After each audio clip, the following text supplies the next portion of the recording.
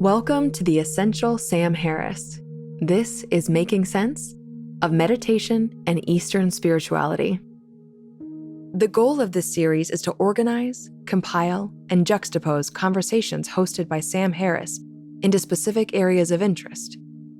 This is an ongoing effort to construct a coherent overview of Sam's perspectives and arguments, the various explorations and approaches to the topic, the relevant agreements and disagreements, and the pushbacks and evolving thoughts which his guests have advanced. The purpose of these compilations is not to provide a complete picture of any issue, but to entice you to go deeper into these subjects. Along the way, we'll point you to the full episodes with each featured guest. And at the conclusion, we'll offer some reading, listening, and watching suggestions, which range from fun and light to densely academic. One note to keep in mind for this series: Sam has long argued for a unity of knowledge where the barriers between fields of study are viewed as largely unhelpful artifacts of unnecessarily partitioned thought. The pursuit of wisdom and reason in one area of study naturally bleeds into and greatly affects others. You'll hear plenty of crossover into other topics as these dives into the archives unfold. And your thinking about a particular topic may shift as you realize its contingent relationships with others. In this topic, you'll hear the natural overlap with theories of identity and the self, consciousness, belief and unbelief, and death. So, get ready. Let's make sense of meditation and Eastern spirituality. The topic of this compilation is arguably the one that is closest to Sam's heart, so it's only fitting that it serves as the conclusion to this series. There are at least 20 conversations in the Making Sense archive that could have been included here, and we'll be sure to point you to some of those in the final recommendations. Sam eventually launched a standalone platform completely dedicated to the practice of meditation and mindfulness, called Waking Up. It goes without saying that we encourage you to check that out if any of this piques your interest. This particular compilation will be curated towards the meditation novice, or even the meditation skeptic, though fresh perspectives and revisits to the fundamentals are always valuable, even for a well-practiced listener who is already convinced by the practice. In fact, in many ways, so much of the entire practice of meditation is all about returning to the basic, apparent, obvious, and discoverable truths which are always available to access. In all of the concepts we'll be discussing, one is constantly rediscovering the hidden surface of an obvious truth. But once that surface is felt, one can plunge to new depths of exploration as the practices and techniques become more habitual and familiar. The whole idea of meditation strikes some as intimidating and daunting, or even pretentious and pseudo-religious. Some of Sam's listeners who are initially attracted to his political and moral analysis and enjoy his sharp critiques of religious dogma can be a bit baffled by his interest in and promotion of this practice. Deep investigations of meditation force one to dance around vaguely spiritual concepts that often flirt with insights espoused within compromised religious traditions. And more recently, the public arena of meditation has become saturated with a confusing amount of hype and fluff about productivity and efficiency, goal-obsessed versions of mindfulness, all of which Sam goes to great lengths to distinguish himself from. What we hope you'll hear in this compilation is an easy, open, and sometimes humorous invitation.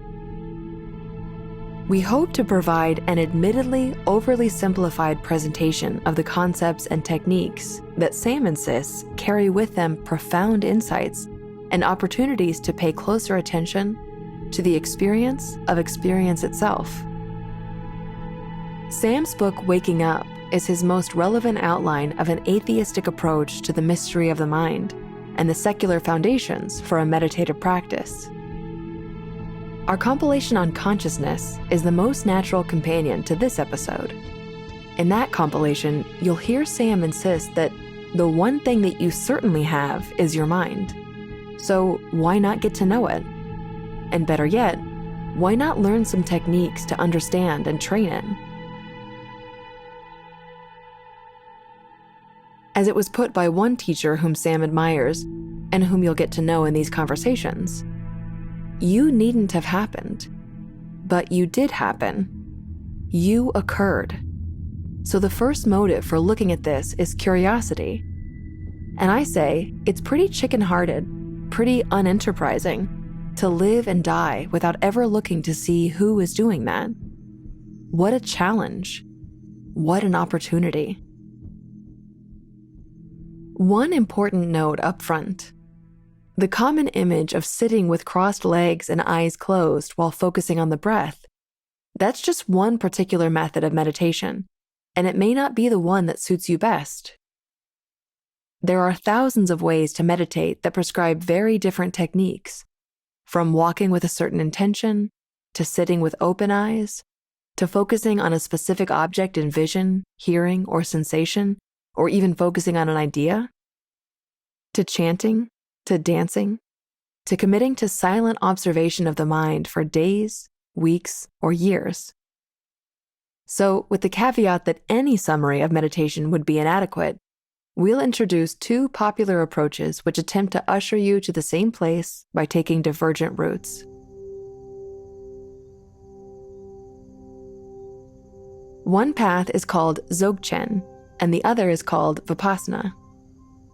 These are words you'll hear frequently in the following conversations, along with other Sanskrit words which come from the Tibetan Buddhist tradition, like Anapanasati, which is the focusing on the breath, or Rigpa, or Trekcho, which are both about resting in a state of open awareness. Don't worry too much about these foreign-sounding words, and please forgive my pronunciations, because the concepts they teach are graspable and universal.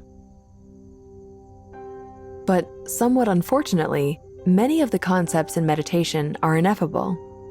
The word choices by which we describe something like an experience of open, clear awareness are poetic and subjective, though the descriptions tend to overlap in interesting ways across time and culture. It's sometimes taught that when one is in a state of deep meditation, the very moment that a name, label, or a set of conceptual words creep into the mind and attempt to package and deliver the experience as a coded linguistic expression, even to oneself, is the very moment that one knows they have lost touch with the pure experience itself. And the instinct to try to contain and cling to the experience is an ironic signal of failure and disconnection. Words and descriptions in this topic are something akin to trying to grasp and present a handful of smoke. So, with the caveats of inadequate language and incomplete knowledge in mind, let's forge ahead. Vipassana tends to use techniques which focus on an object, oftentimes the breath, though it can be body scanning, or even an idea like compassion or love, which is taken as an object of focus. The meditation attempts to groom the mind to notice how attention tends to drift away from ideas, seemingly on its own. There are frequent reminders in Vipassana to gently return one's attention back to the object when you notice that it has slipped. You'll hear several of Sam's guests relay the common experience of frustration and surprise with just how difficult this seemingly simple-sounding task can be. The techniques of Dzogchen attempt to point the mind away from objects and directly towards the recognition of the openness of the mind and the illusory nature of thoughts and perceptions which appear within it. The idea is to rest in a state of non-conceptual awareness. It's difficult to speak about a destination or goal for meditation, as we've already noted, but the place that each of these paths would hopefully lead one to is something like the dissolution of the idea of the self, or the continual identification with thoughts and concepts. This place where the notion of self drops out from the picture of consciousness is expressed in many different ways that you'll hear in these conversations. Sometimes it's nothingness, or emptiness, or non-being, or transparency. But in this first clip, you'll hear it expressed as something like non-occurrence, or zero-ness. And you'll hear how a particular word, was what thrust the meditator towards this sudden realization. The guest is Joseph Goldstein, who is Sam's longtime friend and meditation teacher. He's appeared on Making Sense 3 times and frequents the Waking Up app as well. In this clip, you'll hear him and Sam go back to their first encounters with meditation. To attest to just how important this subject is to Sam, this is from episode 4 of Making Sense, and actually was the first ever episode of the podcast which featured a recorded conversation. It was called The Path and the Goal. Before we get into esoterica, tell us a little bit about how you got into meditation and how this became your life's work. Well, I was studying philosophy at Columbia University in New York as an undergraduate.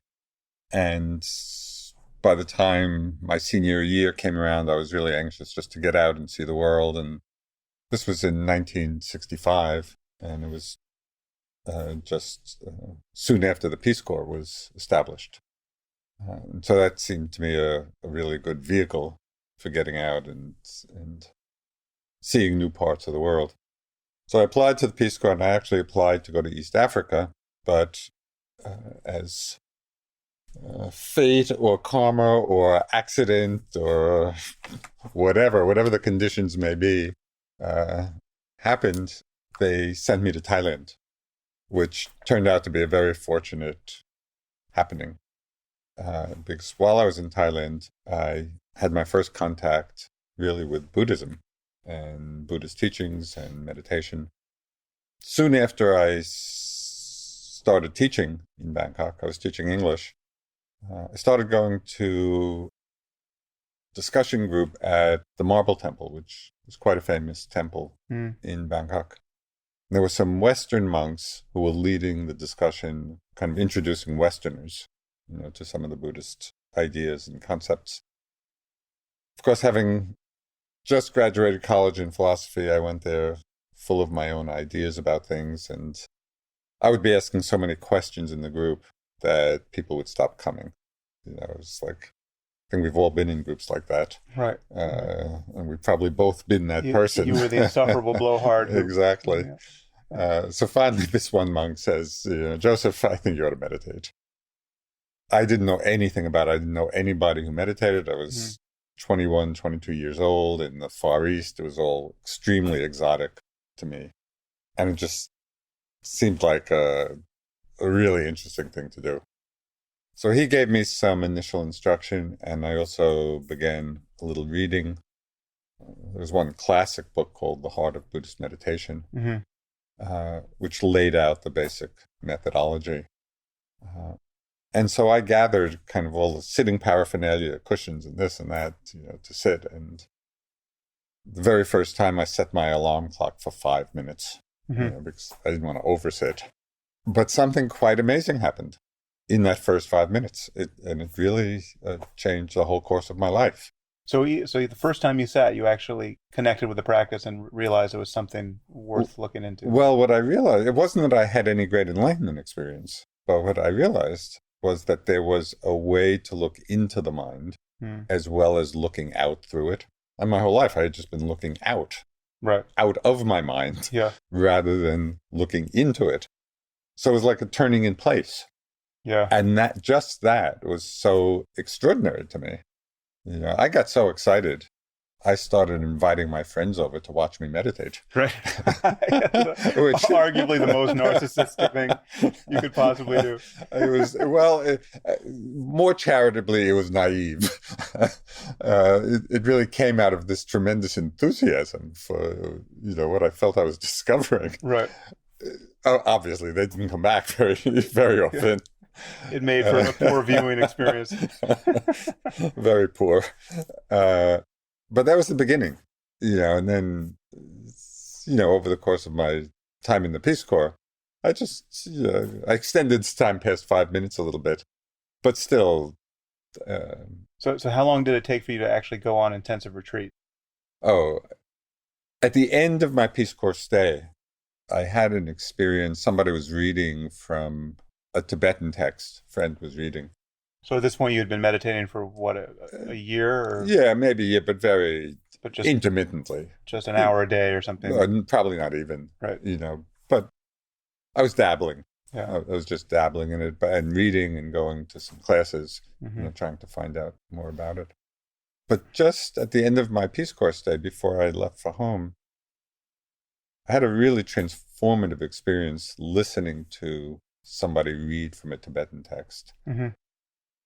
And it just was an experience of opening to an understanding of the mind. And kind of in classical Buddhist terms, they talk about the unborn or the unformed, or using words like that to describe the freest aspect of the mind. So something happened. What the hell happened? Somebody was reading this text, a Tibetan text, and that was a very early translation of it, Right. a translation which has now been So a faulty translation. a faulty Yeah. translation If I'm by not- Evans Wentz, Yeah. called the Book of the Great the Liberation. Tibetan Yeah. Book of the Great Liberation. Right. There have since been much more careful translations of it, Right. and very powerful ones. But even in that faulty translations, Have the new translations revised the very line you found so useful? No. Okay. No. All right. So so back up. You've got this faulty Victorian translation of the Tibetan Book of the Great Liberation, and you have a friend who's reading it out loud to you. Right. And then at one point in the reading, just on the word unborn, the mind open to that experience. Right. Say more about that. You hear this word unborn, you're looking into your mind all the while. What changes? So it's a momentary experience that has the power of a lightning bolt. So it's a unique moment of the mind going from being aware of different things arising moment after moment, like sights and sounds and the breath and the mind itself. And then upon hearing the word unborn, and it's very hard to describe, but it was, if you think literally of what that word means, unborn, it's the experience of non-occurrence. So, right, being born is something occurring. It's so moment after moment, experience is being born and dying, being born and dying, moment after moment. Unborn is a moment of non-occurrence, which broke that stream of continual birth, of continual occurrence. And the metaphor, or a simile, one of those, right after that moment, I described it to myself as zero. It was the experience of zero. Right. So the experience was, however difficult it is to characterize, it entailed the loss of ordinary sensory experience. You're no longer seeing, hearing, smelling, tasting, touching, thinking. Right. So the lights went out in some sense. The lights went out in some sense, but there was a knowing of that. Right. Right. And this gets into another, a deeper discussion of that experience, which we might have later. So it is the knowing of a reality that doesn't entail ordinary sensory perception, and it's zero. Right. It's like a rebooting of the hard drive. Yeah. Yeah. But one of the things that became so apparent is that zero is not nothing. Right. Zero is a powerful number. Yeah. And perhaps the most powerful number. And the fruit of that experience was the immediate understanding and realization of the selflessness of this whole process we call life. That there's no one to whom it's happening.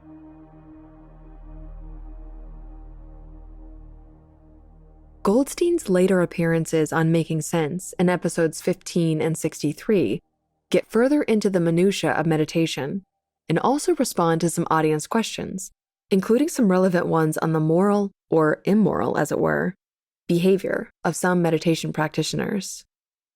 Goldstein's Insight Meditation Society is also a great resource to investigate for those interested in attending a retreat. The passage which struck Goldstein so deeply from the Tibetan Book of the Great Liberation, which his friend was reading aloud, was this one. The self-originated clear light, eternally unborn, is a parentless babe of wisdom. Wondrous is this. Being non-created, it is natural wisdom. Wondrous is this. Not having known birth, it knows not death. That unborn feeling of zero, but not nothingness, is obviously a bit difficult to grasp or convey in words. But as we mentioned in the introduction, it's a concept which resurfaces constantly in discussions of meditation and mind. The next guest is going to take another run at that idea, but through a remarkably simple set of experiments, which he will invite you to participate in. If you recall Goldstein's final line, that there is no one to whom life is happening, that is an expression of the selflessness of consciousness, and we're going to try to stay there, but with a slightly different emphasis. Our next guest would like you to take a look at yourself. As he often repeats, he's in the business of trying to help people take a look at who they really, really are. And if you do grasp this perspective, you are very likely to discover that you are something very different than what the world has been telling you you are. He means this in a deceptively straightforward way. Richard Lang is our guest, but he's coming to us as a devoted student of Douglas Harding, whom he studied extensively with and has also written a biography about. Lang has continued to spread Harding's teachings and messages, making them more accessible to a wider audience. In this clip, he'll tell you a little about Harding's life and give you a tour of his central insight, which is profound in its obviousness. And that is this one. You have no head. Now, don't be too alarmed. If you go check in a mirror, you'll most likely see a head there. And we're quite sure that if you ask the people around you to confirm that you have a head, they'll do so, probably after giving you a pretty perplexed look. But what Harding and now Lang will ask you to do is try to take real account of the fact that your head actually does not exist in your universe. You will never see it directly, and you are forced to take everyone's word, or the information of a mirror, as evidence of its existence. There is an artistic sketch referenced in this clip drawn by the Austrian physicist and philosopher Ernst Mach, which provided the aha moment for Harding's headless insight. We'll describe the sketch now, given the audible medium of this podcast. The sketch shows Mach's first-person point of view with his right eye closed while reclining on his chair in his office. His dark mustache frames the bottom of the sketch. The right side is the ridge of his nose, and the top is his brow bone. His torso and legs extend away from this point of view while a pen rests in his right hand. The walls and window of his office appear beyond his shoes. If you take a moment and consider where you are right now, and you close one eye and you attempt to draw exactly what you see, you will not be drawing your head. If you recall Goldstein's line about looking inward rather than outward for the first time in his life during his fateful 5-minute meditation, this next method of introspection is very nearly an exact flipping of that sentence to pay close attention and wonder exactly what we are looking outward from. If this strikes you as silly or mundane, don't worry. Sam will do you a favor and play skeptic after Richard Lang attempts to give you a tour of what came to be known as the headless way. This is Richard Lang from episode 181, The Illusory Self.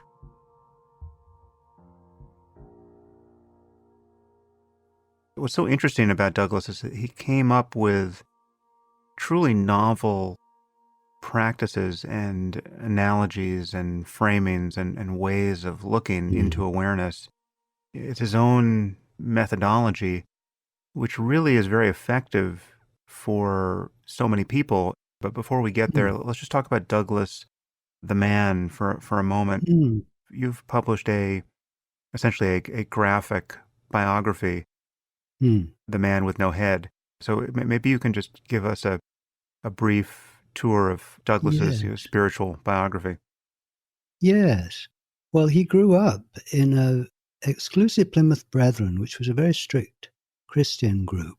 And his father was very keen, very dedicated. It was a very small group in the east of England. And they used to, have prayers twice a day and 4 times on Sundays and God knows what. But at 21, he left. And his reason for leaving was that, well, you might be right, but I am not going to accept that you're right just because you say you are. I want to find out for myself. And it hurt his father. His father cut off from him. And anyway, Douglas went his own way, but he had been profoundly affected by his father. During the First World War, the Germans bombed the town where they were. It was a seaside town. And his father refused to go into the cinema to seek shelter, but got the whole family on their knees praying while the bombs came over or the shells came over. And he said, I'm going to put my faith in God. Well, Douglas rejected the sort of kind of, the peripherals of the religion, but he was affected by this deep faith somehow. And this sense of the importance of meaning, something like that. Anyway, at 21, he left, and then he started inquiring. He was training and then working as an architect in London. And he started inquiring into what he was. And I think he often used to say, the basic thing that amazes me is that I am. Just how amazing just to be. I might not be. And while I am, I'd like to find out who I am, what I am. And he'd already rejected what the Plymouth Brethren was saying. So at this point, he wasn't going to take on another dogma. He was going to look for himself. And he started really by recognizing that he was made of layers, depending on where the observer was. So, at 6 feet he was human, but closer to he was cells. And then further away, he was a city or a species. And this sort of enabled him to sort of cross the boundary between his skin and the rest of the world. And he began developing this feeling that this view that he was like an onion with layers. And of course, when you realize that, you must ask what's at the center. And he went to India with his wife, and they had 2 children there, and the war broke out. Anyway, in about 1943, he'd come to the position that he realized he was made of layers, and that the nearer you got to the center, the less there was. So it made sense that he was kind of no thing at the center, but he couldn't seem to experience that. It was just a guess. And then he was reading a book where there was an article or a section by Ernst Mach, physicist, and Mark, it's a fairly well-known picture, drew a self-portrait, not of what he looked like at 6 feet, but of what he looked like from his own point of view, which, of course, is headless. And when Douglas saw this, and he was probably sitting in the Imperial Library or somewhere in Calcutta, he suddenly thought, that's it. And it was not a big wow, he used to say. It was just like a cool recognition. Ah, that's what I am at 0. That's what I am. Ah, you see. Okay, so let's jump into the experience and do our best to introduce people to it. I guess we should say that, unfortunately, many of the experiments that Douglas devised are highly visual, and we can talk a little bit about the primacy of vision as a context in which to see this experience. And this is the kind of thing that it can be recognized with your eyes closed too, but many of us have found that that's a subtler thing to recognize. So I guess with that limitation on, I mean, just knowing that we can give people instructions that they do with their open eyes that reference vision as the primary sense, but we just have to recognize that, this is going out in pure audio form, so it all has to be intelligible. So with that Sure. proviso, how would you how do you instruct someone who is contemplating this for the first time? Yes. Well, I could just take you and them or whatever Yeah, through just a please. little process that includes closed eyes Mm-hmm. and, being aware that we're just audio here. Okay. Well, as you say, a lot of the experiments are visual, and you can just notice you can't see your face now. But a very simple, direct thing to do, which I think is worth doing, is to actually point. So if the listener is willing to play a bit, I would ask you just to get your index finger of your right hand or something and point out. So you've actually got to do it because it's just making clear the arrow of attention is out. So you might be pointing at the table or a vase or a window, and you're looking along your finger and there's a thing. Now what I want you to do is just turn your finger 180 degrees around to point back at the place you're looking out of. And notice what you see there or what you don't see.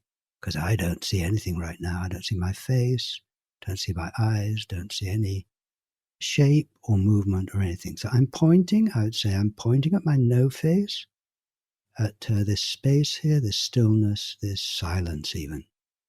And this outward and inward is a two-way pointing thing. So that's a kind of useful gesture to bear in mind. Mm. So just starting visually, I'd say, well, you can't see your face. I'd say the inward pointing arrow of attention is pointing at nothing, space. Now, this is a nonverbal experience, so I'm putting words on it. I'm absolutely convinced everyone is aware, can see this because you can't see your head. Instead, you see the world.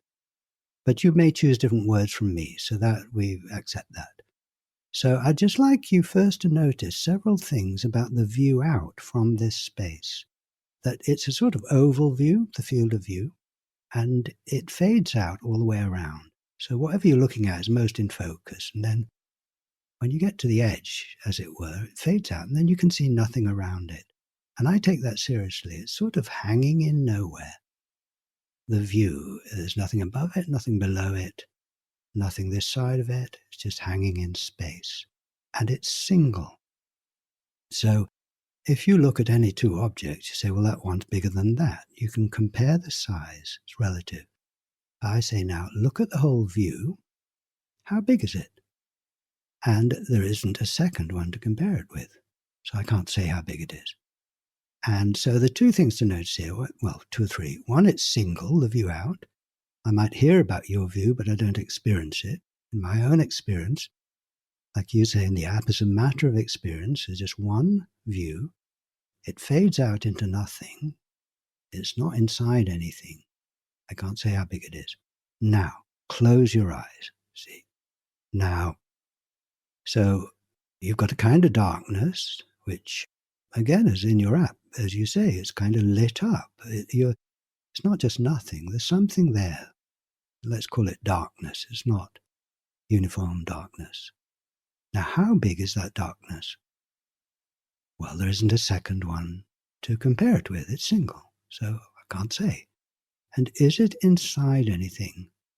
Well, just like the visual view, no, I could say it's in space or awareness or consciousness. Now I move my attention to sounds, and I hear this voice coming and going, and other sounds. So if I use the same kind of words, the field of sound, like the field of vision, that's all the sounds. How big is it? Well, there isn't a second one to compare it with. And is it inside anything? No, or I say it's in silence. So these sounds are coming out of the silence, going back in. And I think you see here, developing the first person language. I am the space in which the darkness is happening. I am the silence in which the sounds are happening. Now I move my attention to body sensations. And if I put aside my memory, my sort of map, and just go by the sensation, see, lots of different sensations. Now, how big is the whole field of sensation? Well, there isn't a second one to compare it with. It's single. See, I can't say how big it is. And is it inside everything? In this awareness. Now, I identify with my body sensations often enough. So if I say that I can't say how big the field of sensation is, I can say, I can't say how big I am. I'm not inside anything. Yes, I'm single, I'm alone. And then finally, we can move our attention to thoughts and feelings. So think of a number, there's a thought, you see, and think of the face of a friend and the affection you feel, feelings, see, or anything, problem and anxiety that comes up, challenge you've got. Now, how big is this very complicated field of mind? Well, I don't experience a second one to compare it with. See? And where is it? Well, I think as the Zen people say, it's in no mind, or my thoughts, like my voice, are coming out of nowhere and disappearing again. And this is who I am, this open space. And this is who we all are, you see. So I don't know what you're thinking, Sam, or what you're feeling, but I'm convinced you're the same indivisible space containing your particular view, you see. So now when we open our eyes, well, what really changes? The space is full of colors and shapes, magic, but one is still this single space that contains everything. So that's pointing out the obvious. Yeah, well, that was a great tour. So let's start with the place we started with, the open-eyed considerations of pointing at one's own face and noticing that there's nothing to see. And I want to just try to channel the skepticism that some listeners may feel. And this may be the kind of thing you've heard a lot, but and if you can think of other challenges that don't occur to me, feel free to raise them. But I can imagine someone saying, well, of course I can't see my face. I can't see my own eyes, but I know they're there, right? And so what's the significance of this? You seem to be suggesting that there's something profound about the eye not being able to see itself, but I know I have a head, I know I have a face, I know I have eyes in the middle of it. What's the point of this? Yes, I think there are different ways of approaching this, and I'm really not in the business of trying to persuade or convince anyone for a start. I'm just happy to be this, and if people are interested, I'll respond. But if they are interested, I say, well, you say that my head is here, you see my eyes, and I know you can see it from, say, 3 feet or 6 feet away. But what I am depends on the range, on where you are looking from. And if you come up to me, then you'll see my face, but come closer, you'll see a patch of skin, and come even closer if you've got the right instruments, and you'll find cells, molecules, atoms, particles, almost nothing. And I'm right at zero, and I say, well, absolutely nothing here, but I'm aware and full of everything. So I say, well, of course I've got a head, I've got eyes, but it's a matter of where I keep them. And I keep them out there in the mirror, and I keep them in other people at a range there. I need them, but they're not central. Now, obviously, this is a very different way of appreciating what one is, but it does actually fit with what science says. And what we've done, you see, is accept what everyone tells us about who we are from their point of view and say, well, you must know more about what I am than I do. And what I'm suggesting is my point of view, which is headless, eyeless, tongueless, without anything here, is valid here. And when I touch my head, you say, well, look, you can touch your head. I say, well, for you, I'm touching my head, but for me, my hands disappear. and there are sensations in awareness. And this is taking it as it's given. And if someone doesn't, go along with that, well, there's nothing I can do really. And, this does make sense, but whether someone says yes, no, or maybe to it is rather mysterious to me. Mm-hmm. Lang and Harding both offer other fun, visually based experiments involving paper tubes, wristwatches, and other props, which are available online. In our recommendations section of this episode, we'll be sure to point you in the right direction. Pun intended. The novel brand of open-eye meditation, which Harding first outlined, is an almost deceptively literal and unfiltered observation of the conscious experience. Some find it to be a powerful on-ramp to other forms of meditation and exploration. The headless way, as it has come to be affectionately known by its devotees, is yet another meditative effort to rediscover an intimate engagement with our experience through a radically aware sense of no self. It's agnostic towards a strict materialist theory of the emergence of consciousness, but it upholds the inarguable occurrence of mind itself, an object which must be deciphered with different scientific methods than the seemingly material objects which appear within it. As Harding was fond of asking the audience in his lectures, have you ever in your life been face to face with anyone? Hasn't it been face to space where you are? What are you looking out of now?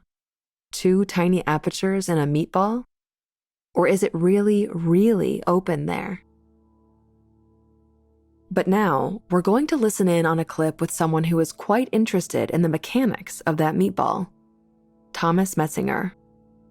Metzinger is a longtime meditator himself, and he's been studying the details of how our brains operate to construct a model of the self, and how that operation can be played with, analyzed, and, of course, with focused meditation and/or psychedelic drugs, interrupted and broken.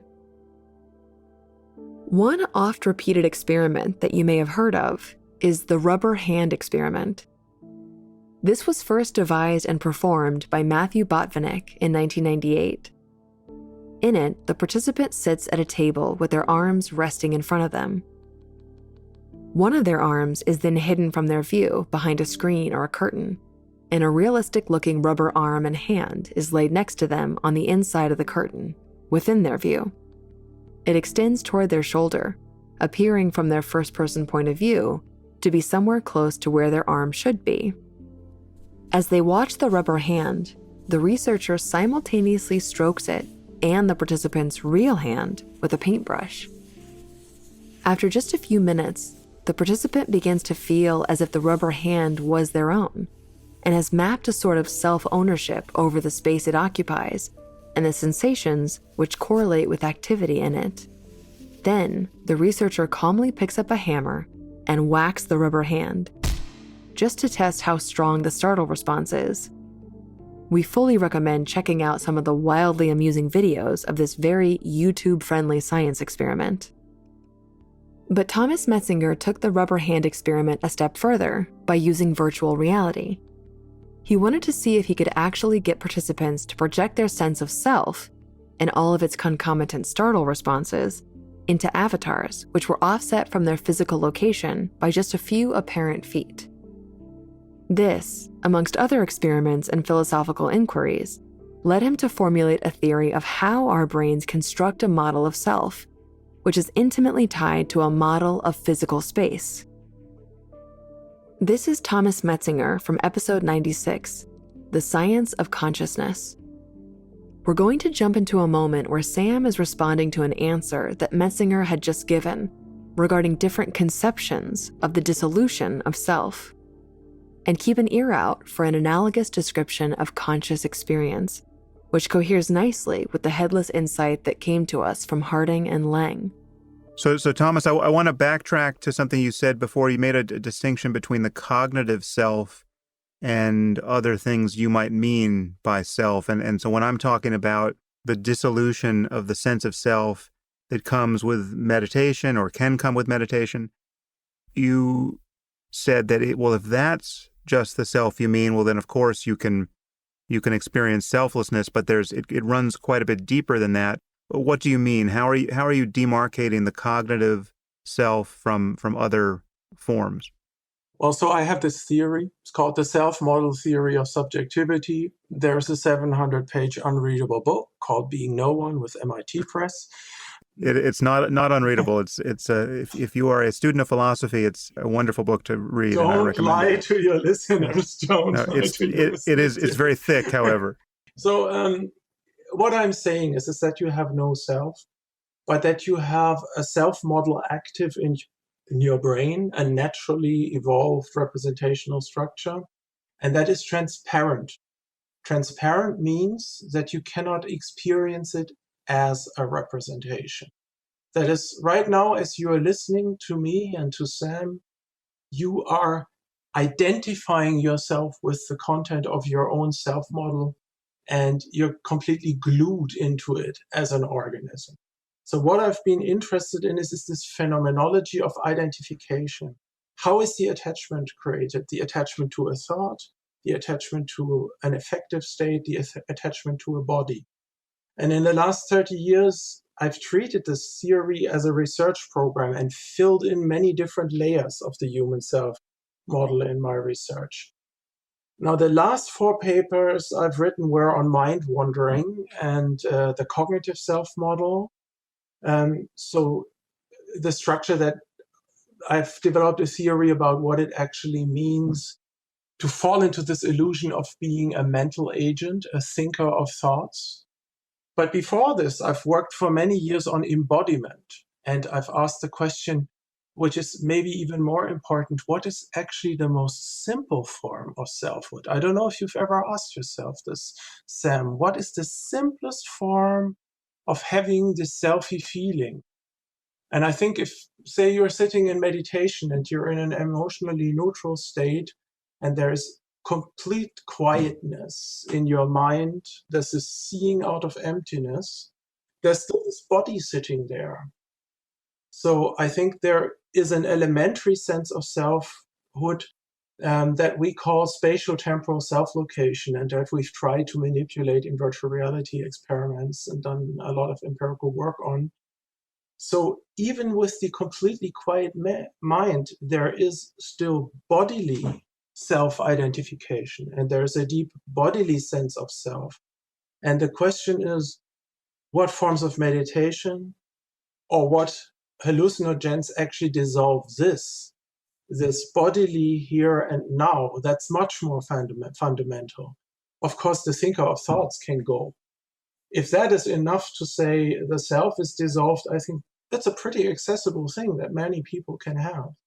It's a great question. What is the most rudimentary form of self? And for me, I think it is a matter of feeling like a locus of attention, or really just attention. I mean, it's like in the Tibetan tradition, or at least in the Dzogchen tradition, in the Tibetan tradition, they talk about dualistic fixation, kind of subject-object perception. And this, in my experience, can persist even if the feeling of the body disappears. So if you're in meditation and your body just vanishes, your eyes are closed, say, and most people, if they close their eyes now, they still will feel all of the perceptual signs that they have a body. They'll feel the heaviness of their body in space, or they'll feel tingling or pressure or temperature. But in various states of meditation, especially when you get very concentrated, you can lose the feeling of the body. Certainly the sense of boundary dissolves, and there's no shape at all to your body, and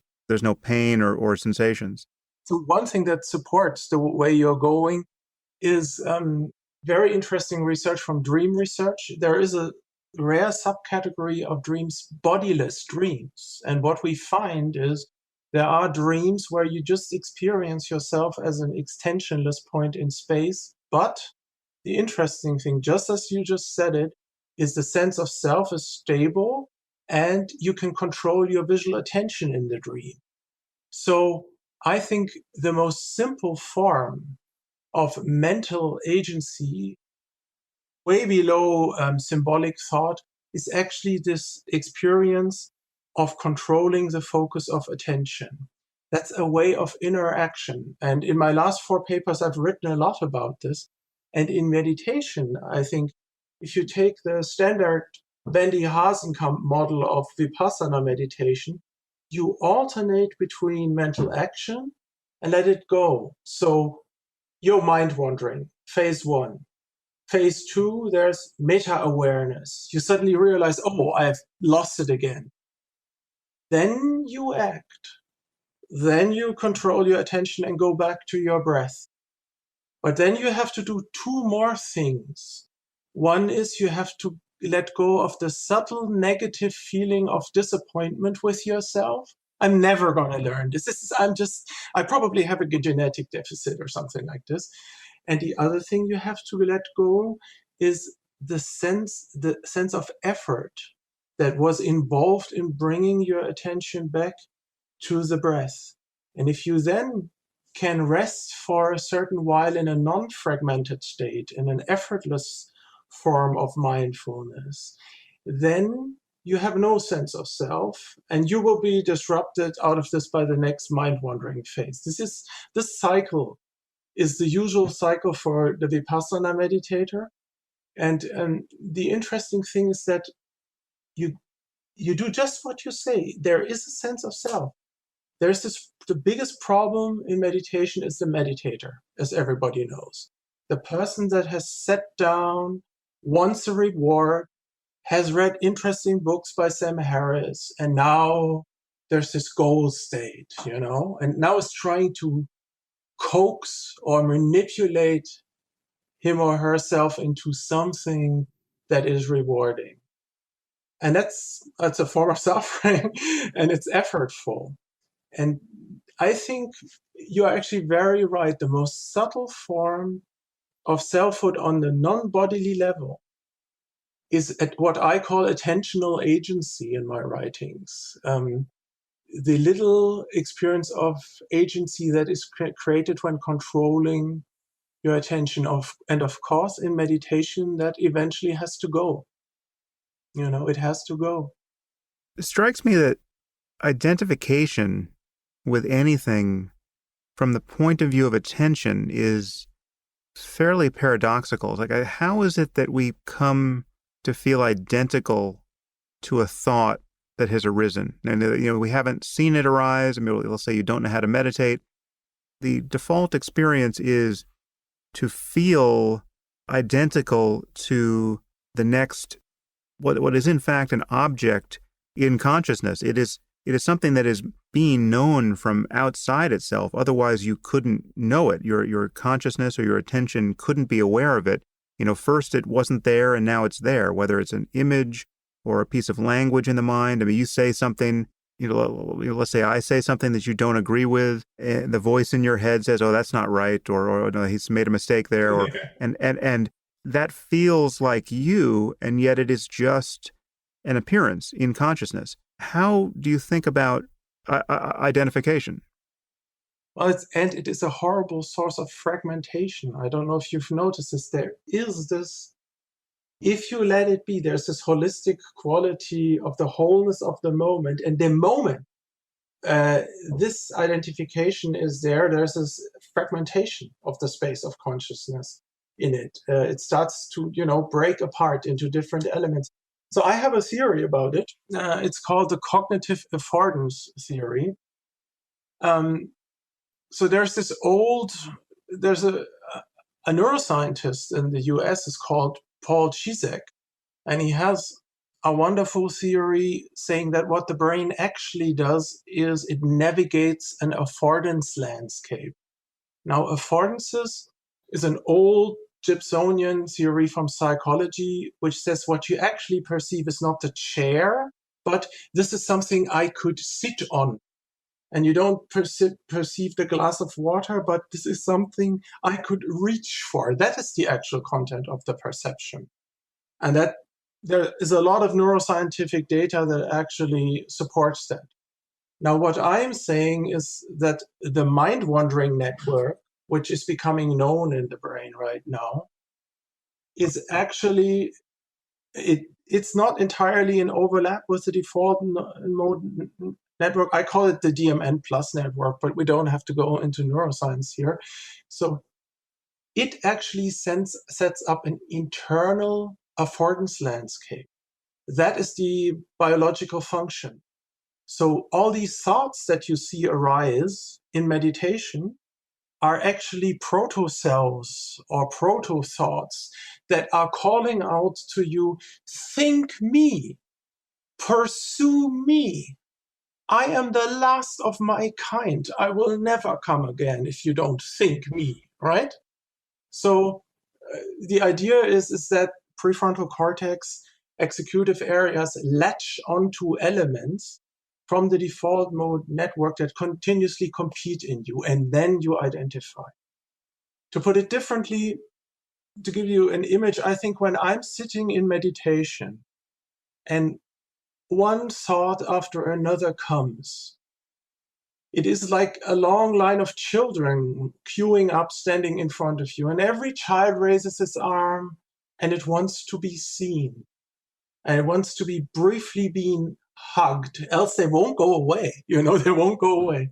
And what you actually have to do is you have to notice every single one of these proto-thoughts and, as it were, briefly pick them up, hold them to your chest, and then let them go.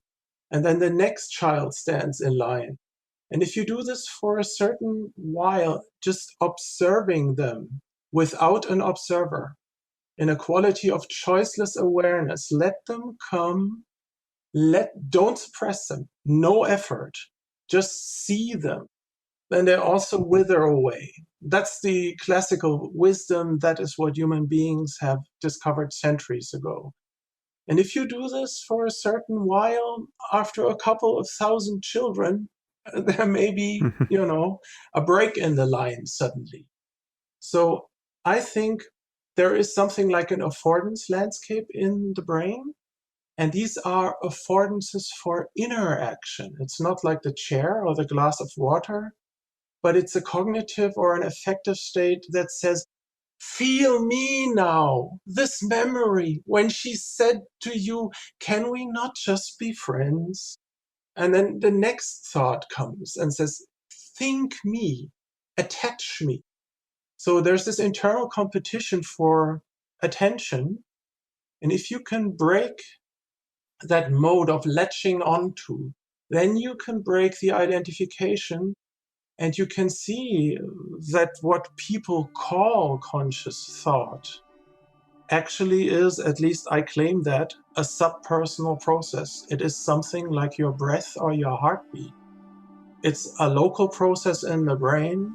And if you manage to see it without getting entangled in it, a completely new way of seeing emerges. But I guess you understand all of this very well.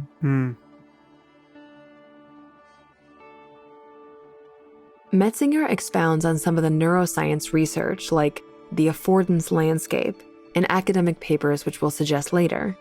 But the final thought about seeing the self-generating processes of the brain without getting entangled in them is where we're going to go with the next two clips, because that elaborate neurobiological analysis can trace to some robust analogies in the Buddhist meditative literature. We're going to shift towards perhaps less esoteric and vague outcomes of meditation, like the dissolution of self and connection with subjectless awareness, to a more pedestrian application of how something like mindfulness can help us. Judson Brewer is the guest. With a background in medicine, Brewer is particularly interested in the therapeutic applications of meditation, and in particular, how it can interrupt and break our patterns of addiction. He contends that mindfulness can help people quit smoking, conquer eating disorders, and address substance abuse. His expertise on the topic is demonstrated in his book, recently published at the time of his conversation with Sam. It's called The Craving Mind: From Cigarettes to Smartphones to Love, Why We Get Hooked, and How We Can Break Bad Habits. In this particular clip, he takes on a question about an addiction that we don't often consider: You'll also hear Brewer reference the Insight Meditation Society in Massachusetts, which just so happens to be overseen by Joseph Goldstein, the guest from our first clip. This is Judson Brewer from episode 179, The Unquiet Mind. And perhaps the most subtle addiction here, and many people, again, will find it strange to be conjoining these concepts, addiction and thinking, but you mentioned one being addicted to thinking, and this is really something that you encounter when you try to meditate, especially intensively on silent retreat. Just the automaticity of being lost in discursive thought, the fact that it's our default state, despite our most heroic efforts to pay attention. In this case, we've deranged our lives and gone into silence with the goal of paying attention moment to moment, and yet the thoughts don't stop. How do you think about thinking in light of this sort of addiction framing and just, I guess, the underlying mechanics of reward-based learning and processing? Well, I guess I should say, hi, my name is Judd. I'm a thinkaholic. How many days sober do you have? None. I'm on day one. I remember my first 7-day silent meditation retreat. This is when I was in medical school. And by day 3, I was crying uncontrollably on the shoulder of the retreat manager because I didn't think I could do this. I could pay attention to my breath, because that's always encouraging a psychiatrist to weep openly on the shoulder of a stranger. Yes. So I think in terms of, what I've seen from my own experience and also what I've now begun to understand scientifically, and this is also is how mindfulness comes in. There's this idea that we can just control ourselves, and thinking is a great example of really not having any control because we can't just stop our thoughts. We might be able to create conditions where the mind is quiet, but if we just get up there and hold up the stop sign and say, okay, thoughts, take a break, they come at us, like zombies, Yeah. and it becomes the thought apocalypse. So, that's one. I think in terms of addiction, I also remember being on, I was on a month-long retreat, and it took me a full day or so to realize that I would be having these thoughts and they'd be saying, oh, this is a great experiment. If you do not write this down, you will forget it and then it'll be lost. And I would, get up from the cushion and then write it down and then, sit down again, and then the next world's greatest thought came up, and then do the same thing. And I was like, wait a minute, this is my mind not wanting to meditate. Yeah. So I think in terms of looking at this from an addictive perspective, it might be helpful just to even think about what the general framework of reward-based learning is, because that can also explain where addiction can move, not just from alcohol and the typical ones, but even to thinking and views and things like this. So there's a very simple framework that has 3 components: a trigger, a behavior, and a reward. And this framework is set up to help us remember where food is and how to avoid danger. So basically, if you see food, that's the trigger. You eat the food, that's the behavior, and then your stomach sends this dopamine signal to your brain that says, remember what you ate, where you found it. There's the reward, or quote unquote reward. It's from a brain perspective, it's basically, it lays down context dependent memory. Same for avoiding danger. You see the danger, you run away, and then the reward is that you're alive to tell your buddies, don't go over there, that's kind of dangerous. So that's the basic framework for reward-based learning. Now, there are a couple of important components that really explain a lot of modern day maladies that we don't quite understand with this. Reward-based learning is based on rewards, not on the behavior itself. And I mention that because in modern day, we try everything from dieting to trying to make our minds silent when we're meditating. But we use the brute force method where it's like, okay, just stop. That's what I was trying to do. I used to sweat through t-shirts in the middle of winter at this center, at the Insight Meditation Society up in Massachusetts, where it's cold. I'd sweat through t-shirts trying to force myself not to think and to just stay concentrated on my breath. Well, this is the same thing that people do when they're trying to lose weight and they use a traditional diet, which just says, make sure you eat salad instead of cake. Well, it makes sense. The formula is correct, but that's not how our minds work. So the reward-based learning reminds us that it's not the behavior, it's the reward, how rewarding a behavior is. And that's what's going to drive future behavior. And understanding this was really key, not only for my lab in developing, app-based mindfulness training programs, for example, but also understanding the underlying neural mechanisms of what was going on. And also, personally, it really helped me be able to pay attention to my breath or pay attention to an object of meditation rather than trying to force it. And it's also more the anticipation of reward than it is the actual landing on the object of desire, right? It's both, actually. So the dopamine fires the first time we get a reward. And if it happens repeatedly, that dopamine firing, and that's that anticipation piece that feels like, that dopamine firing shifts from receipt of reward to anticipation of reward. So it actually starts firing when we have a trigger, or when we have a thought can be a trigger, where we start thinking about getting that thing. It motivates us to get off the couch and go do that behavior. Because remember, this is all set up to motivate us to eat and to motivate us to run away from danger. So that anticipation piece says, go do something. So you're saying that it's initially encoded by the actual reward, but if in future instances it starts prior to the reward, just when we're actually engaging the routine that would reliably deliver the reward? Yes. So for example, and usually this has to do with unanticipated rewards. So if I'm, walking down the street and suddenly I find, a chocolate bar that, it's my favorite chocolate bar, my brain says, oh, wow, that was a surprise. And that, oh, wow, surprise says, oh, you just won the chocolate lottery. And so then the next time I walk down that street, my brain will say, oh, I wonder if there's another chocolate bar there. And so the trigger of the context that walking down that street says, oh, go look for chocolate. In your book, you draw an analogy between the cycle of learning, which is in the behaviorist literature, going back to Skinner, what was called operant conditioning. There's an analogy to draw there between that mechanism and the Buddhist framing of dependent origination. I don't know if you want to unpack that for us.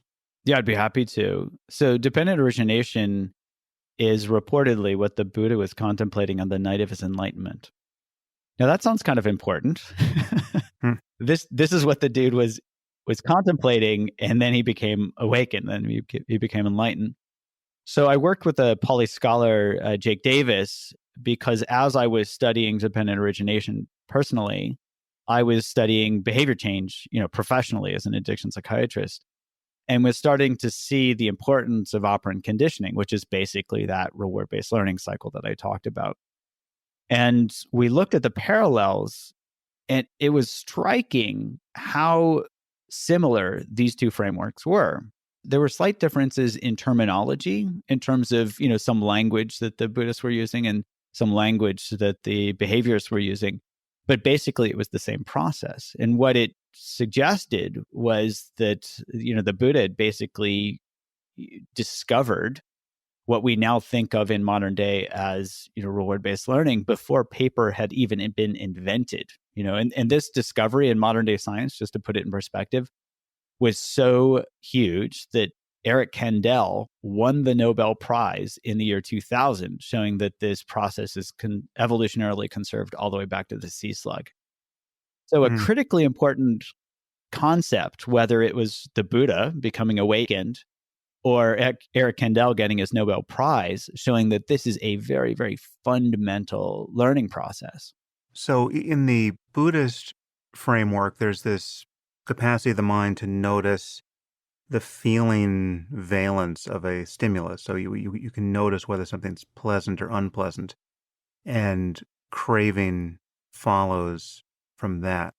There's craving and identification with it. And, I think we now know something about the neural correlates of these processes.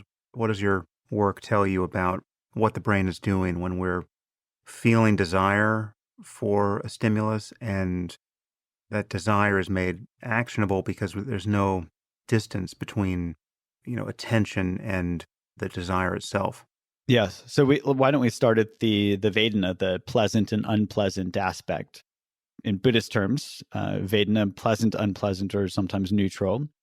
In operant conditioning or modern day psychology terms, pretty similar terms are used. Something feels pleasant, something feels unpleasant. And what both frameworks show is that whether it's pleasant or unpleasant, both of them lead to a craving. So we want more of the pleasant and we want less of the unpleasant. So you can think of an anti-craving or a aversion. We have a craving and aversion. And then that leads in the Buddhist terminology to clinging or upadana, which can be also suggest a translation can be sustenance, where we're fueling that fire of craving. And by behaving, we start to become identified with that behavior.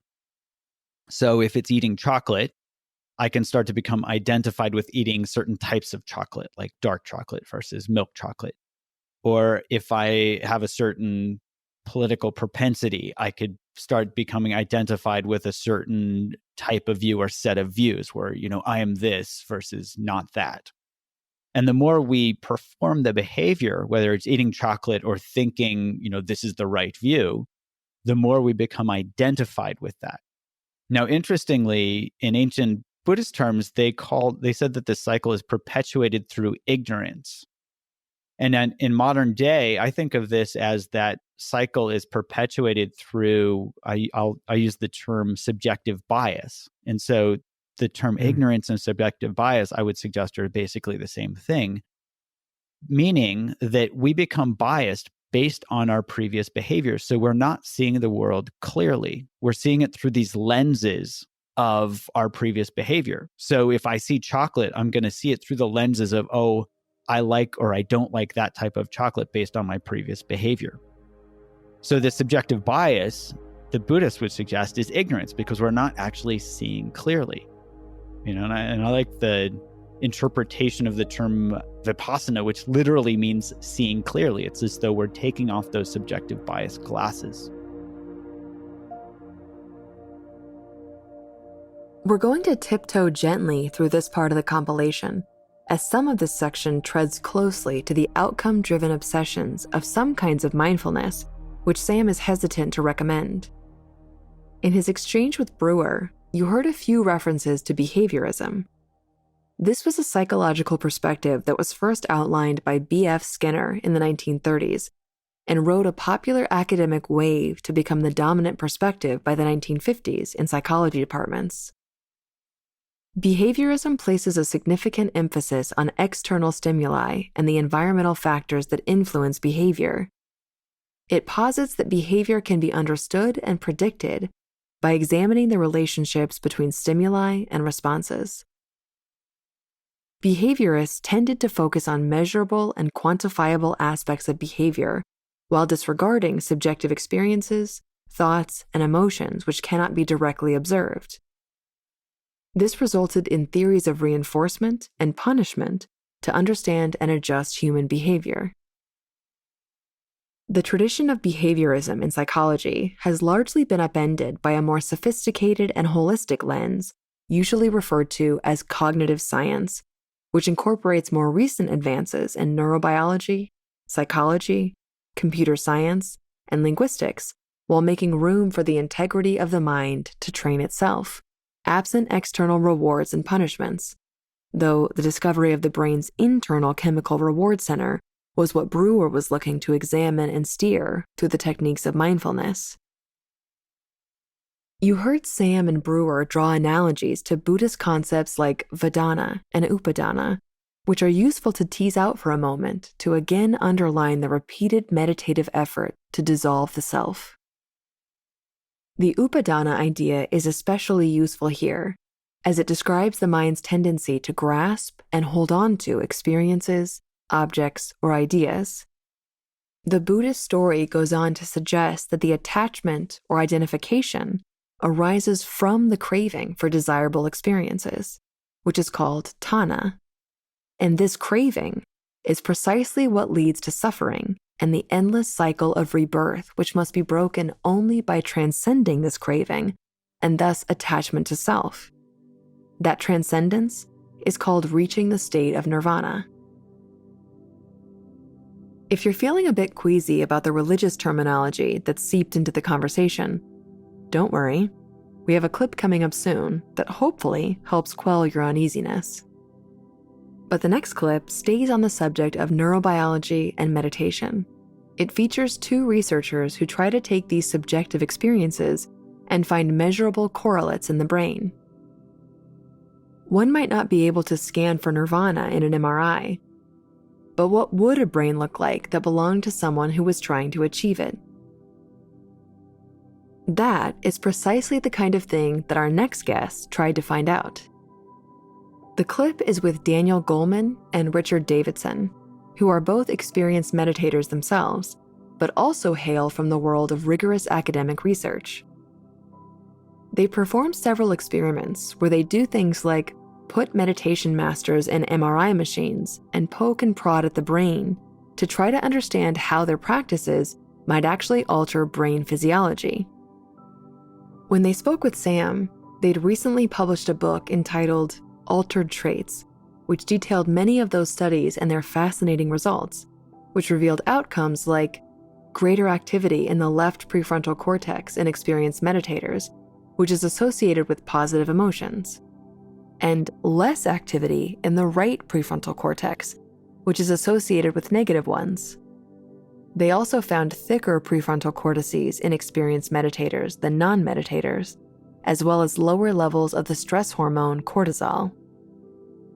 We're going to tap this conversation to get a brief review of some geographical and historical context of meditation as it relates to Eastern and Western traditions, before Davidson draws the important distinction between what they call altered traits as opposed to altered states. This is Daniel Goleman and Richard Davidson from episode 111, The Science of Meditation. Briefly in your book, you talk about the Western precursors to meditation. You point out that the Greeks had a piece of this. Aristotle had a concept of human flourishing, or eudaimonia, which many Greek philosophers thought about, and presumably there was some methodology there among the Stoics and the skeptics that was analogous to what we're calling meditation. But it really died out in Western philosophy, this idea that you could train the mind to be different than it is, and that the point of philosophy would be a life well lived, or a way of maximizing human well-being. And even then in psychology, you had people like William James try their hand at introspection, but it did peter out into some kind of cul-de-sac by virtue of just a lack of depth of experience and a methodology. I think to some extent it's still that way today, largely because there is still the presumption that the instrument of our mind that we use to interrogate the nature of our mind is relatively constant across people. And the notion that we can train our mind to, in some sense, polish the lens and have a more accurate observing apparatus is still something quite foreign to most people in the academy. And so, it's always been interesting to reflect on the project of looking at correlations between what's going on in the brain and what people report in their experience. And those correlations historically, while when you arrange the experimental situation in the right way, you can find positive correlations, they've never been particularly strong or overwhelming.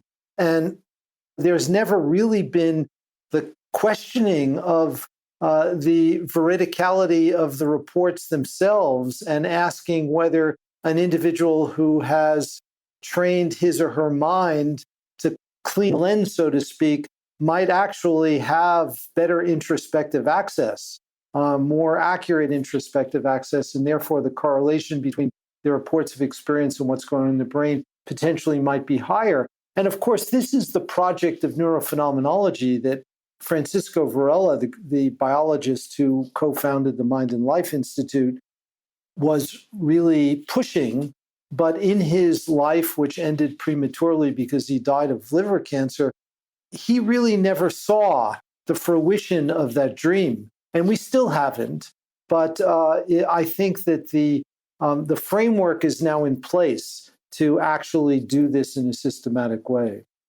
I'm glad you mentioned Francisco. I want to just come back and speak about him a little bit more here. But just to not give people the wrong picture here, this notion of mental training is actually esoteric even in the East, even among Buddhists. I mean, most Buddhists don't meditate, and I've even met Buddhist monks who don't meditate. I've even met Western Buddhist monks, Westerners who have gone to Thailand and ordained and become monks who themselves didn't meditate. So meditation is esoteric as a practice even among Buddhists, and that's just something that is especially strange in that context to me, but it's not like everyone east of the Bosporus is spending half their day in meditation. Well, Sam, if I could say, I think every major spiritual tradition, certainly in Eurasia, has had an esoteric center, which is training the mind. Now, in modern day, we talk about neuroplasticity, but, in the 2nd century, there were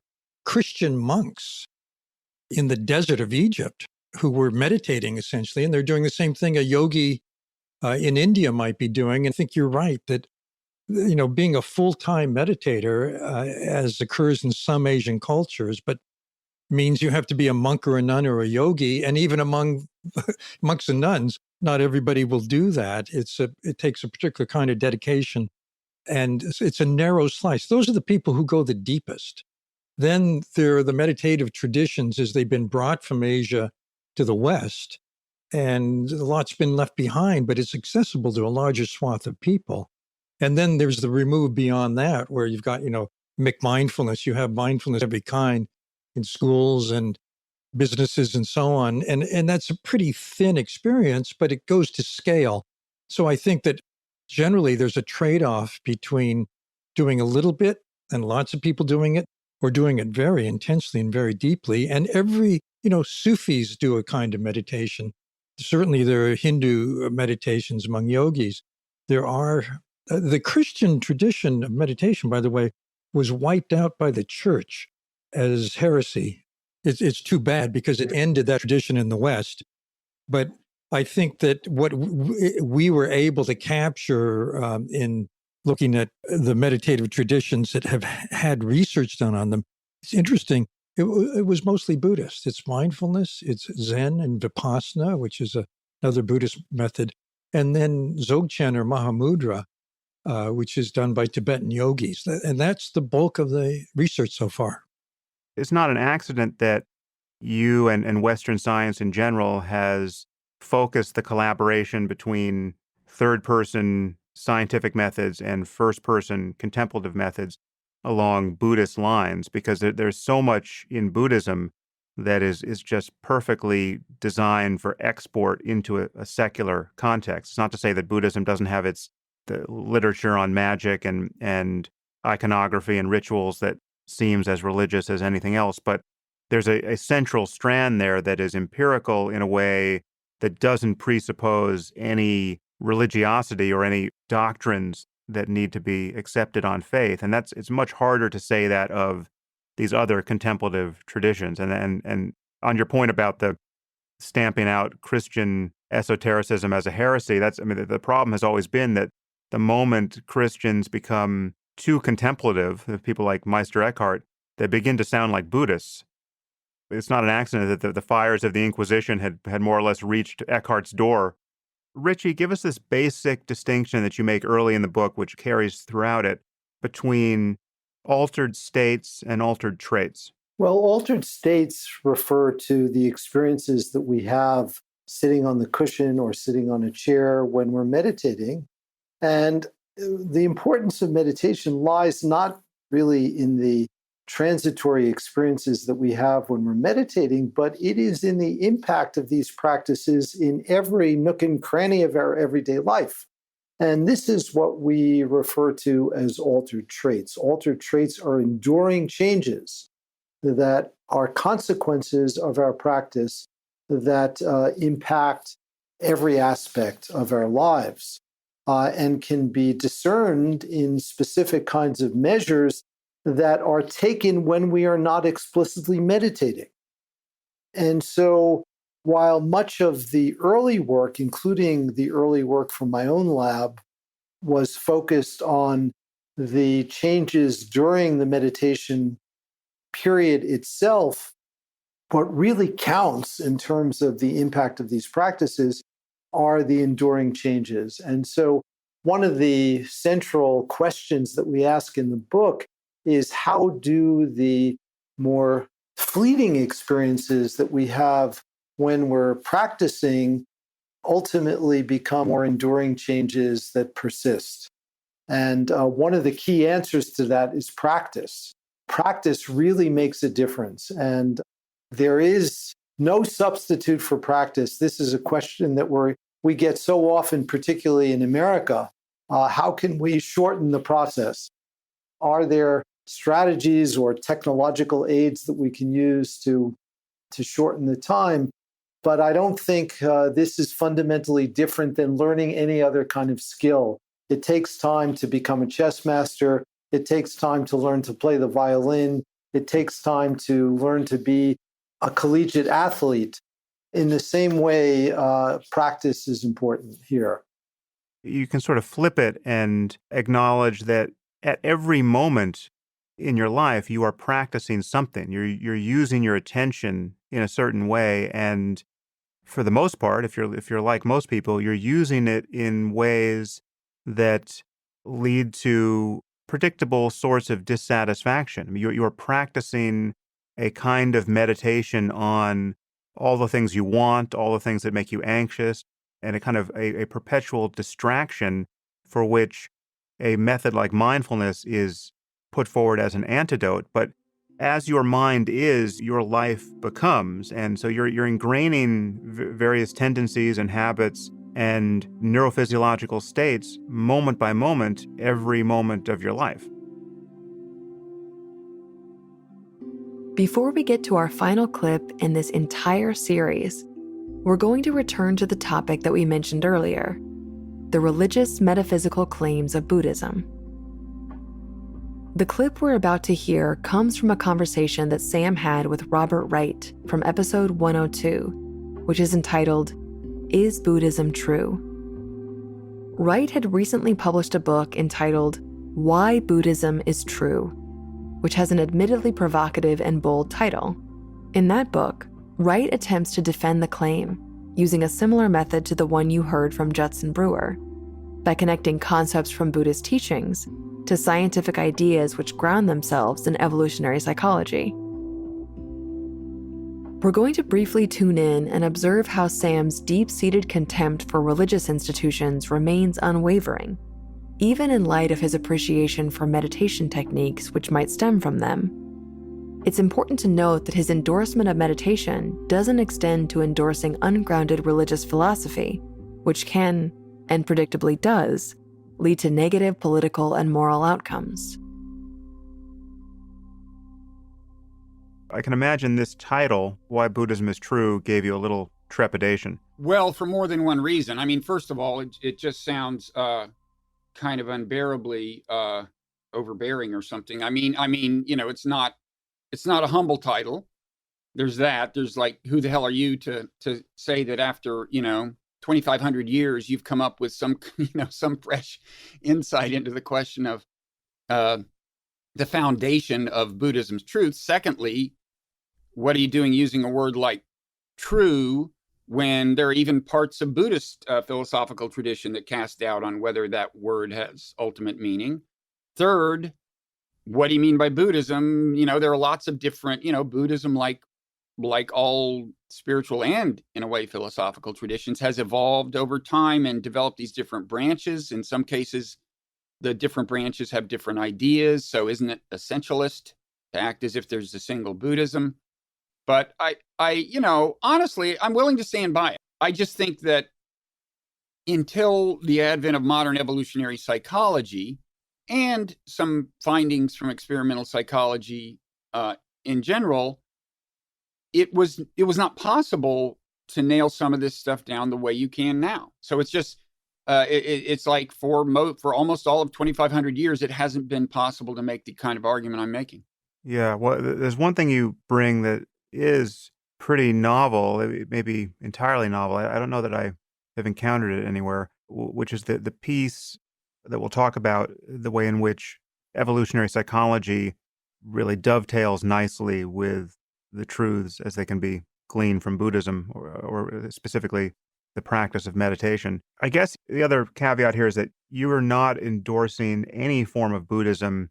You're not arguing that rebirth is true or likely to be true. And I don't think you talk about it in the book, but I would imagine you're not any more of a fan of Buddhism as a reservoir of political insight than I am. I mean, if you look at societies that have been Buddhist historically, they have fairly unimpressive political fortunes. And the people who've argued that Cambodia under the Khmer Rouge was made possible in large part because of a Buddhist spirit of quietism that incubated that kind of extremism. I don't have a strong opinion about that, but it's just not obvious that Buddhism is the perfect operating system for a society to thrive politically or scientifically or in any other way. I guess people would want to remind us of what's happening in Myanmar right now, and very strange career arc of Aung San Suu Kyi, who was everyone's favorite saint when she was under house arrest, and now she's not far from some, bizarre angel of tribal vengeance in her not dealing responsibly with the Rohingya Muslim ethnic cleansing crisis. So it's not Buddhism you're really pushing for as any kind of ideology. There are certain things in Buddhism, specifically mindfulness meditation and the truths about human experience that can be gleaned from it, that you think give us an unusually good look at what it's like to be us and what the prospects are for bettering our lives by a deliberate use of attention. Would you agree with that summary? I'd go a little further. I mean, I'd say, first of all, you're right. I'm not defending things commonly considered supernatural or exotically metaphysical like rebirth. And I make that clear at the beginning, too. I'm talking about the naturalistic part of Buddhism, sometimes called secular Buddhism. I'm a little ambivalent about that phrase. But I would say I am defending, well, not just radical claims. Well, first let me say, I think at the heart of Buddhism pretty broadly lies what I consider a kind of amazing claim, which is that the reason we suffer and the reason we make other people suffer is that we don't see the world clearly. And I say it's an amazing claim because it suggests that you can kill 3 birds with 1 stone. If you can learn to see the world more clearly, then you will suffer less. You will be a better person toward other people. That's the idea. And I think that's found pretty broadly across the Buddhist traditions. I certainly think you can locate that in both Theravada and Mahayana. And if you ask what they mean by see the world clearly, again, in both traditions, there are some pretty radical claims about the extent to which we're deluded. I mean, the idea that the self doesn't exist, or even that our conception of the self is way, way off base, that's a radical claim. The doctrine of so-called emptiness, that our perception of the world out there is deeply misleading, that's a radical claim when you look at what the claim is. And I'm actually defending those propositions to a pretty considerable extent. I mean, I would quickly say on the political issue, yeah, you're right. I mean, that's a whole subject we could get into. But I think the first thing people have to understand when they ask, well, wait a second, what about Myanmar? Is, in Asia, lay Buddhists by and large don't meditate. Many monks don't meditate. So right away, if my book is talking to a considerable extent about how meditation can clarify both our literal our vision of reality and our moral vision. That's what's happening. The horrible things that are happening right now in that part of the world are not, all that closely connected to that claim. I guess so. Just to summarize basically what you said about the point of contact between meditation or Buddhism and science, there is this alignment between what we can understand about ourselves, largely through evolution and to some degree through neuroscience, and how Buddhism describes the human condition. And understanding this both can give an impetus to a practice like meditation, and it can also both reduce our suffering and reduce the kind of suffering we produce for others. I think that second piece that speaks to goodness and morality, I feel like that connection, I feel like you've also acknowledged this somewhere in the book, that connection is less clear, which is to say there are people who seem at least to be very good meditators who aren't necessarily good people or haven't been good people. And so the connection between competence in meditation and being a good person is less direct than we might hope. And at least there's some evidence for that. It's certainly not automatic. Yeah. And I do say that in the book. And of course, historically, if the Dharma, the Buddhist teachings have included a lot of ethical instruction. The assumption seems not to have been that if you just meditate, you'll automatically become a better person. That said, I think there's a correlation, some kind of probabilistic correlation. I mean, I think you see this even at the beginning of a meditative practice. If meditation, if you're just doing what you don't even think of as Buddhist meditation and you call it mindfulness-based stress reduction, and it calms you down a little, you'll probably be an easier person to get along with. And now, we've reached the final clip of this series. It comes from episode 227, which was entitled Knowing the Mind. This episode was actually Sam being interviewed by the Belgian neuroscientist Stephen Lauries. If there was a single episode to point a newcomer to that introduces Sam Harris well, this episode would be a good candidate. Throughout the episode, Sam answers questions which tie together his theories of morality, science, spirituality, meditation, and free will. If you've been listening to this series in the order of its release, you'll recognize references to concepts we explored in our consciousness, free will, death, existential threat, and morality compilations.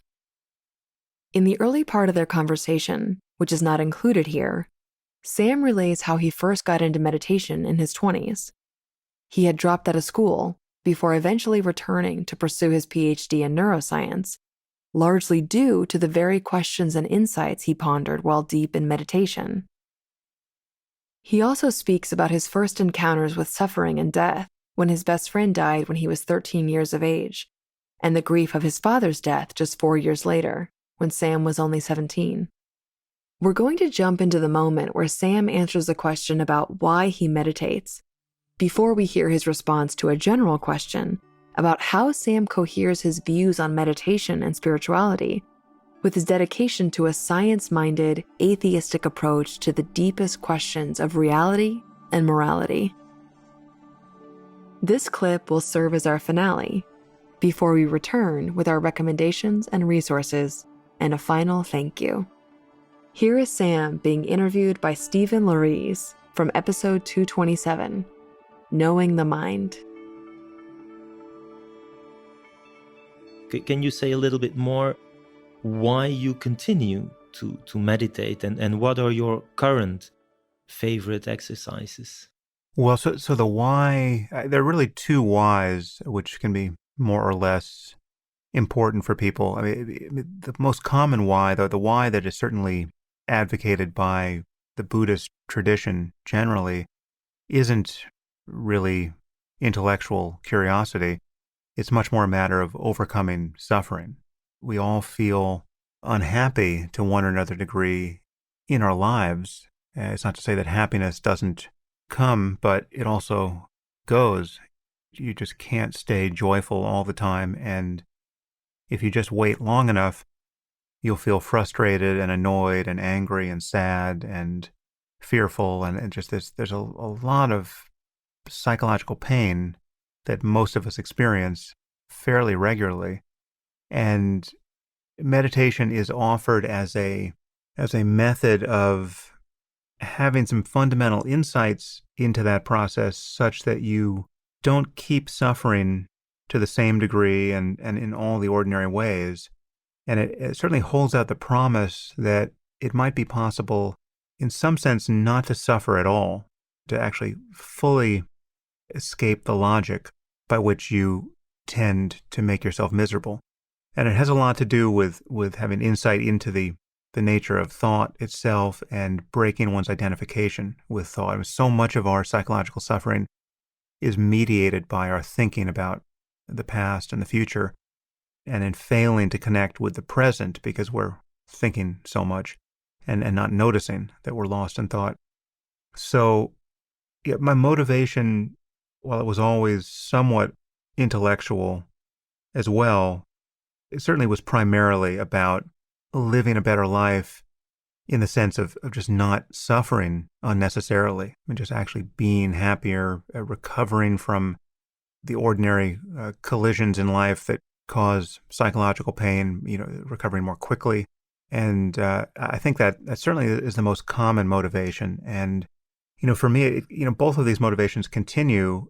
What's changed for me is that it's not so much a sense of practicing deliberately anymore. I mean, occasionally, I do sit and meditate, but it's much more a sense of always practicing in that my moment-to-moment experience is always being punctuated by, what I would call meditation. I mean, what would qualify as meditation if I happen to be, formally in a session of meditation, which is to say a recognition of the way consciousness is.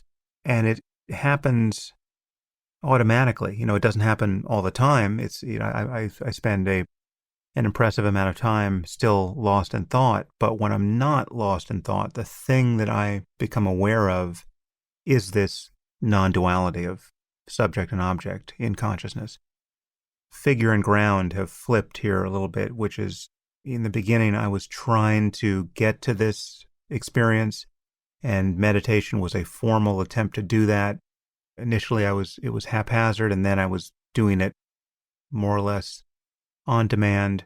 But now there's much more of a sense of this is the way consciousness is, and much of normal life is my inadvertently overlooking that. But when I no longer overlook it, in any given moment, it is what I'm restored to.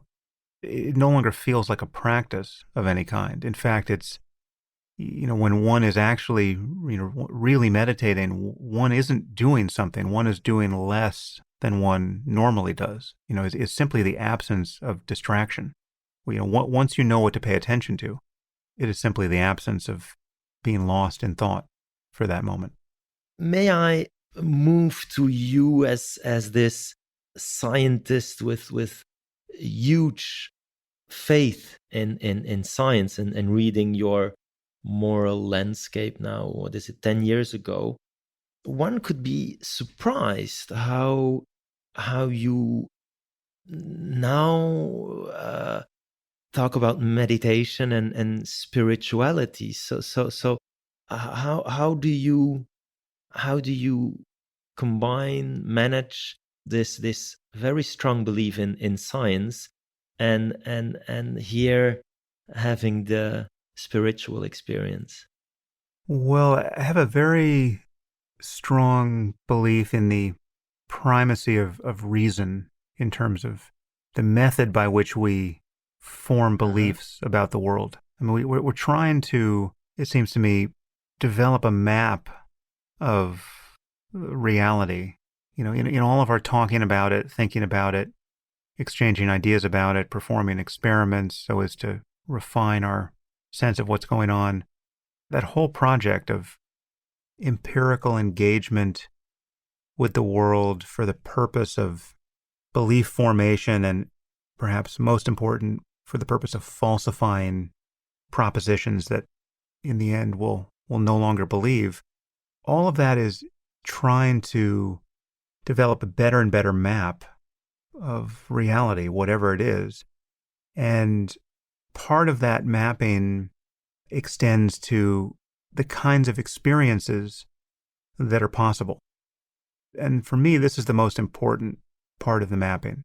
The real situation that we're in is one in which the possibility of experiencing greater and lesser forms of well-being, as conscious beings in this world, whatever in fact our engagement is with reality itself, there's no question that there's a vast range of pleasant and unpleasant experiences available.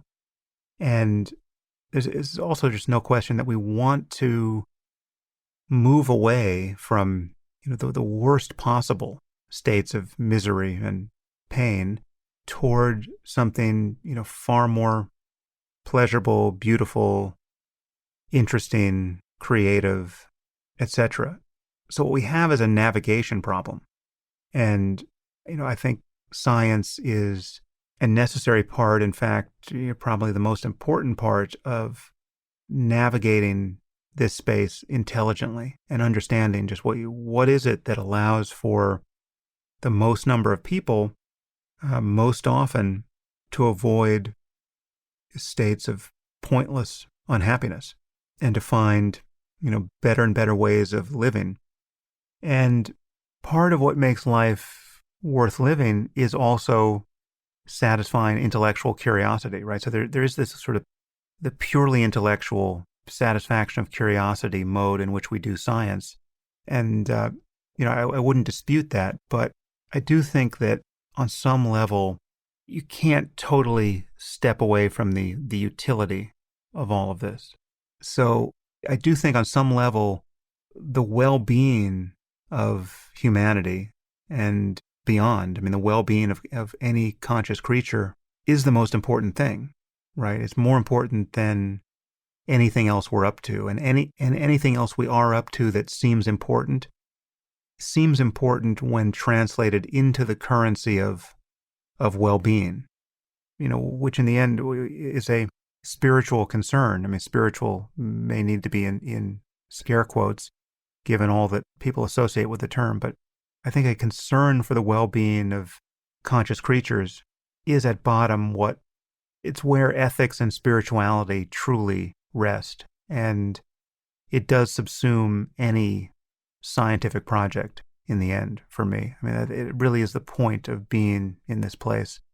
There are neurological reasons why paying attention in certain ways constitutes meditation and paying attention in other ways doesn't. At some level, the explanation for the efficacy of any practice in this area is a neurological one or a neurophysiological one. And so science is the ground truth of any spiritual story in the end. And that's true at every level. There are right and wrong ways to organize a society so that most of the people can live the freest, most creative, least stressful, least harmful, least paranoid, least agitated lives, right? And we know something about this. We don't know everything we want to know about it, but we know that, deciding to decapitate people at halftime at a soccer game, as the Taliban do, isn't the best possible way. And so every human science and almost science, from economics on down, is relevant to this conversation. I don't see that there's any kind of line between spirituality or ethics, rightly understood, and a scientific understanding of what's happening. Yeah, to me, I personally, and I'm a hard-nosed scientist as yourself, and yet I have the feeling that when looking at the rainbow, the stars, baby being born, and yes, we understand part of the physics and chemistry and biology of these things, but there's so much we ignore at one given point, and then we just, I think, shouldn't be too arrogant as a scientist, and maybe look at these things with more wonder, and that to me is maybe the challenge to what to me spirituality can be, is to just acknowledge how much we ignore, and it's well, to me, if I understand you correctly, considering that these big questions, and what is the meaning of this life, and is this a purely scientific question, is wow, it's having really a lot of faith in science now. I think it's possible to misunderstand my claim here, because I fully agree that there's much more to understand about the world than we've understood, and that will probably always be the case. No matter how much progress we make, there'll be an ocean of ignorance that we're standing at the edge of. But that doesn't mean progress isn't really progress, right? I mean, we do make progress. But I would say to you that the awe and the humility are always there to be appreciated, no matter how much progress we make, because on some basic level, understanding the world doesn't reach into its fundamental mystery. There's a fundamental mystery of being that persists even in the presence of things that we more or less totally understand. Right? I mean, like, if I just pay attention to anything, if I look at, again, the glass of water sitting in front of me on my desk, if I really look at it, I recognize that on some level, I don't know what it is. It is fundamentally a mysterious appearance in consciousness. I have a word for it. I can say the word glass. I can recall what I understand about the structure of glass as a generic material in the world, right? I can begin telling myself a story or reiterating a story I've heard about the lattice structure of molecules within glass, but none of that linguistic behavior, whether I do it out loud or I do it covertly in my mind, none of that reaches in to the phenomenon, right? The phenomenology is such that all of our concepts are being applied on top of an experience that is irreducibly mysterious, even in the case where it seems most ordinary and least mysterious, right? So, I mean, obviously, if you take psilocybin, you're confronted with the fireworks of, psychedelic change in the contents of consciousness. So it's easy to see how all of that is awe-inspiring and mysterious. But even the most mundane experience of just simply looking at a glass of water that I myself remember filling, that perception is on some level as mysterious as anything anyone sees at any point in life.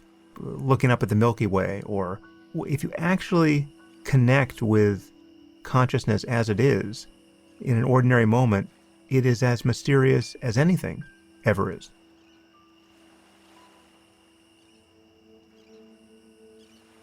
Before we share some recommendations and resources on the topic of meditation, we'd like to extend our heartfelt gratitude to anyone who has enjoyed this series. These clips are a starting place and a sort of introductory roadmap to the vast and still growing Making Sense archive, but we've only just begun to scratch the surface. And of course, all of these topics continue to evolve in the face of new information, new experiences, new technology, and new revelations. One of Sam's most quoted and repeated mantras is something like, "I don't want to be wrong for a second longer than I need to be." You never know when encountering the right idea will provide the key to unlocking a perplexing philosophical, political, psychological, or moral mystery, and might just be the thing to improve, overturn, or shift our view of the world and ourselves. We wish you good fortune and good conversation with your efforts to make sense, and we couldn't be happier if this particular archive series helped out in any way. Thank you. And now, here are some recommendations and resources for meditation. The episodes included in this compilation were 4, 181, 96, 179, 111, 102, and 227. The books and resources from the included guests are The Man with No Head, The Life and Ideas of Douglas Harding, written by Richard Lang. Being No One by Thomas Metzinger. This is the book that Metzinger joked about being unreadable, but section 8.2 is eminently readable and a nice place to start. The academic paper where he lays out his aforementioned cognitive affordance hypothesis is entitled The Problem of Mental Action. Judson Brewer wrote The Craving Mind and has more recently written a book entitled Unwinding Anxiety, which aims mindfulness meditation at worry and fear. Daniel Goleman's book Emotional Intelligence, which was published in 1995, was an international bestseller and hugely impactful in the field of psychology. But his book mentioned in this compilation was Altered Traits, which was co-authored by Richard Davidson. Why Buddhism is True, by Robert Wright, takes a serious and dedicated run at the thesis in the title, while making the compelling case for a personal meditation practice. We'll remind you again that Sam has an app that is dedicated to meditation and mindfulness, which shares the name of his book, Waking Up. You'll find all you need to get started with meditation there. As we mentioned, there are dozens of other episodes which could have easily been included. Joseph Goldstein was also the guest for episodes 15 and 63, which include listener questions and much more nuanced exchanges for more experienced meditators. If you're interested in learning more about the retreats that Goldstein runs, you should check out his Insight Meditation Society at dharma.org. Just about all of the episodes that have to do with consciousness naturally give a nod to meditation, such as episode 113 with Anil Seth and episode 34 with David Chalmers. This compilation didn't focus too much on the relationship between psychedelics and meditation, but episodes 127 with Michael Pollan, 242 with James Fadiman, and episode 68 with Yuval Noah Harari all get into that subject. The Harari conversation also does a nice job planting a flag about the dangers of psychedelic drugs. In fact, that particular subject is so important to Sam that the very first episode in the archive, episode number 1, was an essay which Sam wrote and read called Drugs and the Meaning of Life. Annika Harris, Sam's wife, has been teaching mindfulness techniques to children for decades. She developed a set of activity cards along with Susan Kaiser Greenland called Mindful Games, which provide great prompts for kids like practicing eating chocolate chips mindfully or paying attention to our steps. Richard Lang hosts a YouTube channel with a nice collection of Douglas Harding videos that play around more with the idea of being headless. We should note that Sam has sparred with friends and colleagues about this kind of thing before, with charges of childish death denial coming from people like Douglas Hofstadter and Dan Dennett. You can hear a bit of that story in the introduction of his episode with Lang. Thomas Metzinger delivered a fantastic lecture entitled Spirituality and Intellectual Honesty at the Krishnamurti Educational Center, which is available on YouTube. It would be perfect for any skeptical listener who still thinks this whole subject is a bit too unscientific for their liking. From the cinematic world, we'll recommend 2 absolute masterpieces by Ron Frick, Baraka from 1992 and Samsara from 2011. These are both described by Frick as guided visual meditations. They're pseudo-documentaries which consist of stunningly beautiful scenes of natural and man-made locales, absent narration or overt storytelling. The book featuring the first-person sketch by Ernst Mach is called The Analysis of Sensations from 1891. The website headless.org hosts this and many other first-person point-of-view pieces of art, along with experiments and poetry, all inspired by the headless insight. For other pieces of visual art which reference meditation, we have to mention the bronze sculpture by Augustine Rodin, The Thinker, which is striking the famous fist under chin pose. It's physically housed in the Musée Rodin in Paris, France. Japan is full of Zen rock gardens, which are favored places to meditate. The Ryoanji Temple in Kyoto may be the most famous in the world. The type of meditation most associated with these gardens is called kinhin in the Japanese tradition, and is a kind of mindful walking exercise.